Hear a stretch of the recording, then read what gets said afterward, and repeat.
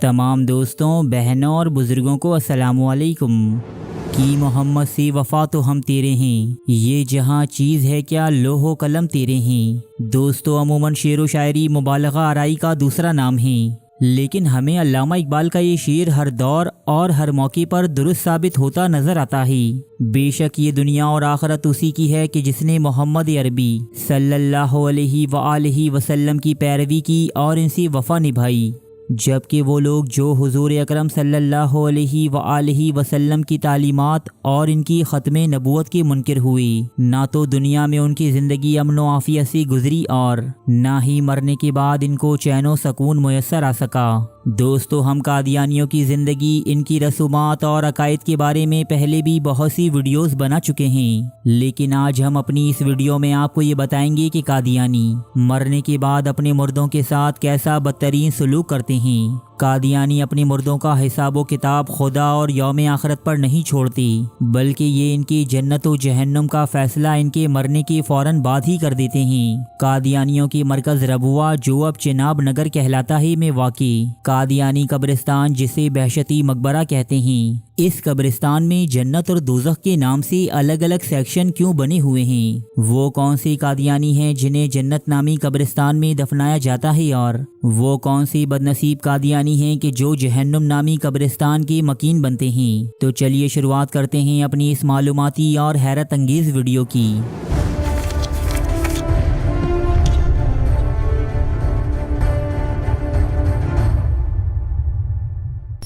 دوستو، جب ایک پیدائشی قادیانی ہوش سنبھالتا ہے تو اس پر اپنے گھر بار کی ذمہ داری بعد میں پڑتی ہے، لیکن جماعت احمدیہ اس پر چندوں کے نام پر ایسے ہنڈا ٹیکس نافذ کر دیتی ہے کہ جن سے وہ مرنے کے بعد بھی رہائی حاصل نہیں کر پاتا۔ چندائے عامہ،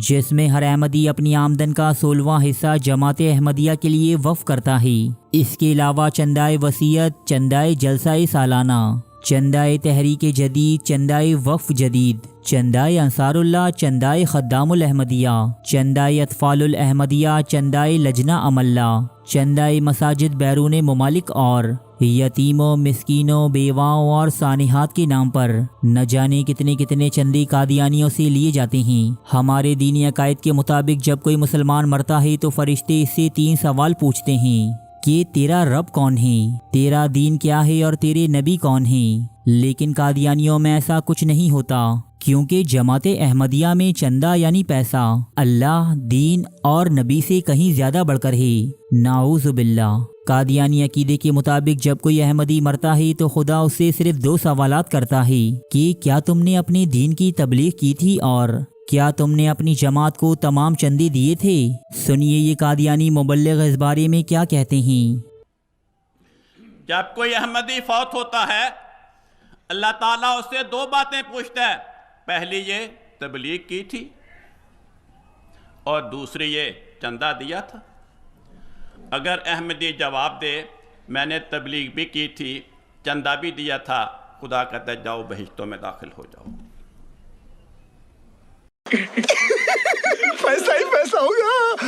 چندوں کی ادائیگی کا یہ سلسلہ کسی احمدی کی حیات تک ہی محدود نہیں، بلکہ پیسوں کی ریکوری احمدیوں کی موت کے بعد بھی جاری رہتی ہے۔ دوستو، یہ ہے بہشتی مقبرہ۔ قادیانی عقائد کے مطابق یہاں دفن ہونا ہی جنت کو حاصل کر لینے کی علامت ہے، لیکن یہاں دفن ہونا ہر ایک احمدی کے بس کی بات نہیں، کیونکہ اس مقبرے میں داخل ہونے کے لیے کسی بھی قادیانی کو قبرستان کے مصارف کے لیے ایک بھاری رقم ادا کرنی پڑتی ہے، جبکہ اپنی وصیت بھی یہاں جمع کروانی پڑتی ہے کہ جس میں جائیداد کا 8واں حصہ جماعت احمدیہ کے نام کیا جاتا ہے۔ بصورت دیگر اس احمدی کو اسی قبرستان سے منسلک دوسرے قبرستان میں دفن کر دیا جاتا ہے،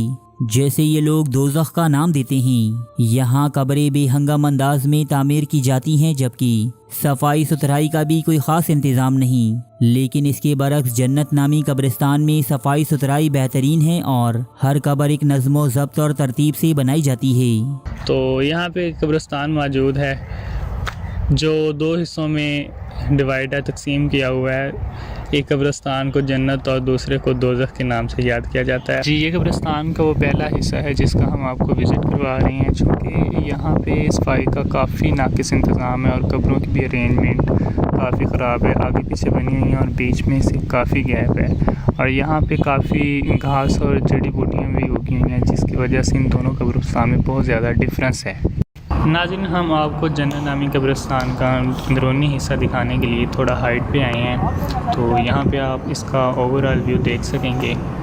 اور یہاں پہ آپ دیکھ سکتے ہیں کہ قبروں کی بہت ہی اعلیٰ قسم کی ارینجمنٹ کی گئی ہے، اور ان کی سیکیورٹی کے لیے چاروں اطراف سیکیورٹی روم بنائے گئے ہیں اور ان کے اوپر کیمرہ نصب کیے گئے ہیں۔ تو آپ یہاں پہ دیکھ سکتے ہیں کہ قبرستان کے اندر پراپر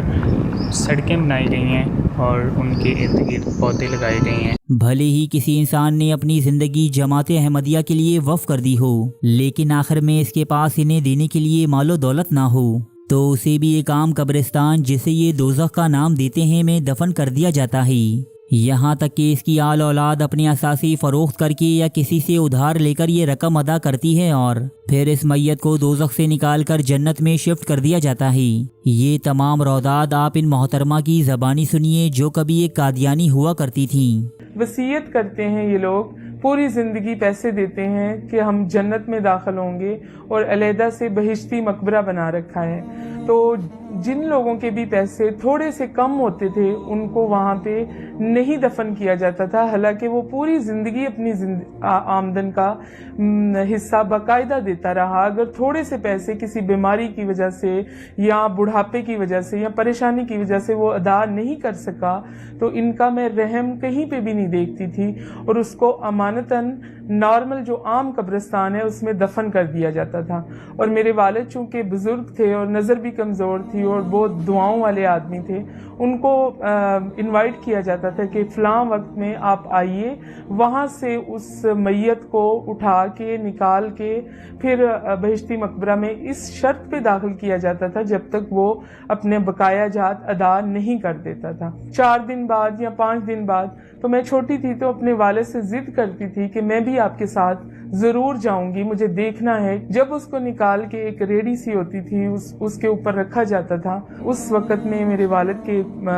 کندھے پہ ایک صافہ سا ہوتا تھا، وہ میرے منہ پہ بھی لپیٹ دیتے تھے اپنے، کیونکہ اتنا زیادہ تعفن ہوتا تھا، اور اس میت سے، اس لاش سے ایک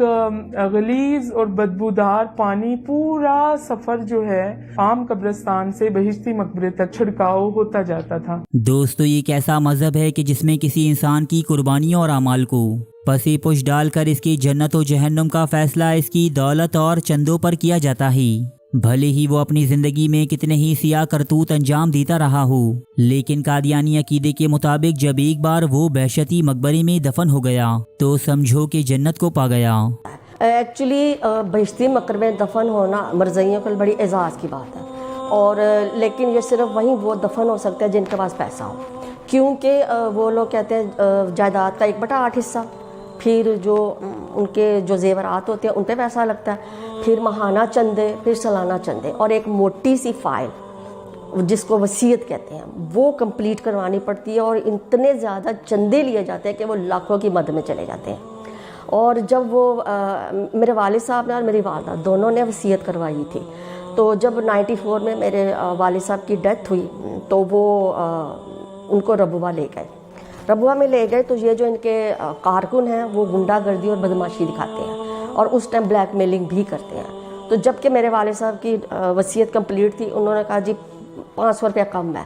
جنازہ تمہارا رول جائے، سڑ جائے، ہم نے جب تک آپ لوگ پیسہ پورا نہیں دو گے ہم نے ان کو دفن ہونے کی اجازت نہیں دینی۔ میرے بھائی لڑ پڑے، انہوں نے کہا ان کی تو وصیت کمپلیٹ ہے، لیکن میرے والد صاحب کے دوست نے کہا کہ جو مانگ رہے ہیں ان کو دے دیں، ورنہ تمہارا جو ہے نا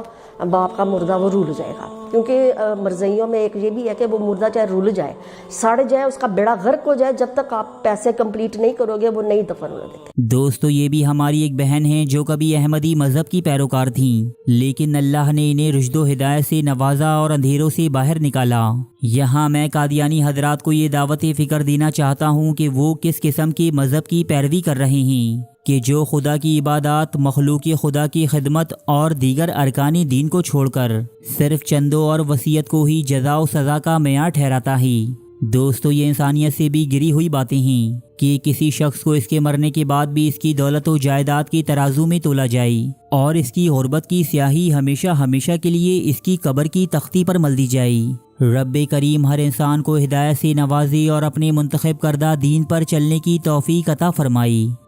आमीन।